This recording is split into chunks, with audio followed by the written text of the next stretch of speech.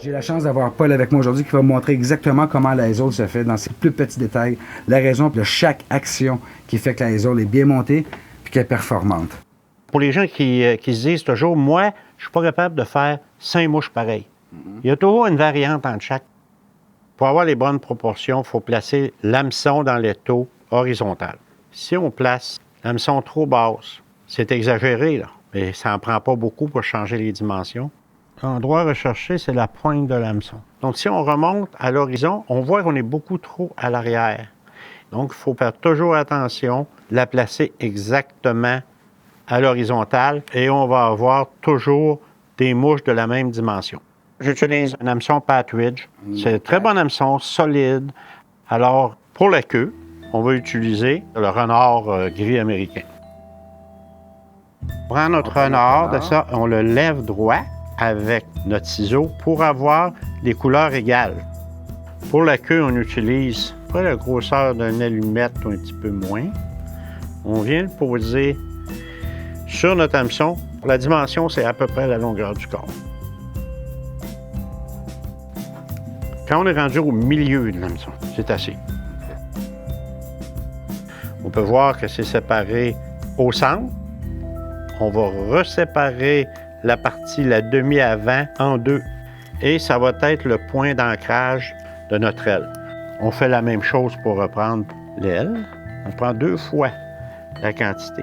Pour sortir la bourre, on fait juste comme ceci. Longueur du corps.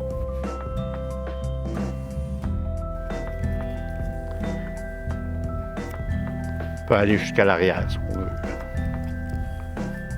C'est très important, on passe à l'avant. On va utiliser notre rond. OK. Pour séparer notre aile égale, on appelle ça monter l'aile.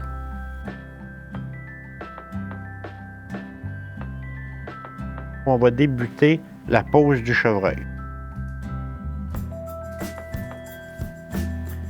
On fait 2 tours, on le tient un petit peu, puis on lui donne une petite partance. Fait que là, on est rendu à la 3e portion. C'est 3 ou 4. C'est pas nécessaire de compter, mais on peut mettre 3 ou 4, dépendant de la quantité qu'on va mettre. On vient passer en avant.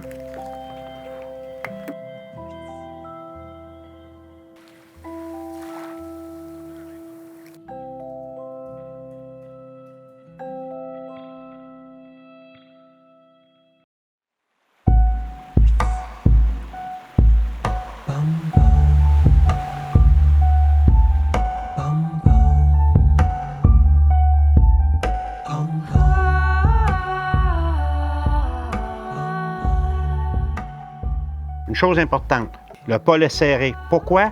Souvent, on regarde des vidéos puis ils serrent le chevreuil. C'est bon pour les poppers. Pourquoi les poppers à chigan? Il faut qu'ils soient durs parce que quand tu tires dessus, il ne faut pas qu'ils écrasent.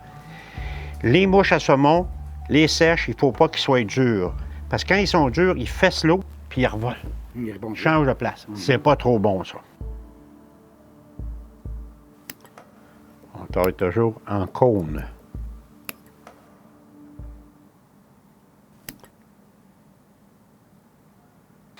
Maintenant, on va poser la hackle. C'est préférable, même si c'est un peu plus coûteux, d'utiliser des bons hackles de qualité. On va en prendre 2, en fait. Alors que ce qu'on fait, c'est qu'on remonte un peu les hackles de cette façon. On crée un petit triangle. On le coupe comme ça. C'est un peu une marque de commerce. On va l'attacher à l'arrière. Et on l'enroule. Palmer, qu'on appelle, autour du corps. Il faut que ça soit comme en cône.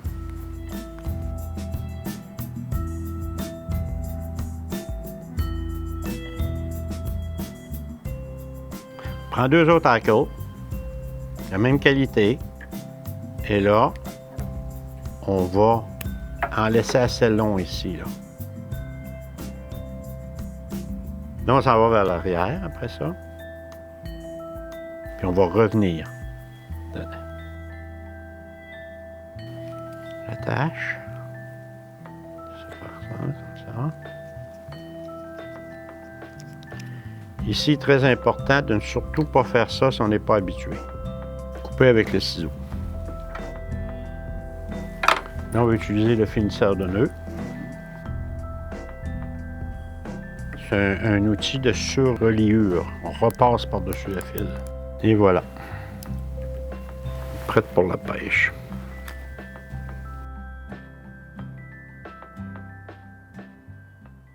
Paul, Hey, merci beaucoup. toujours un plaisir. D'avoir partagé ça. C'est que le début.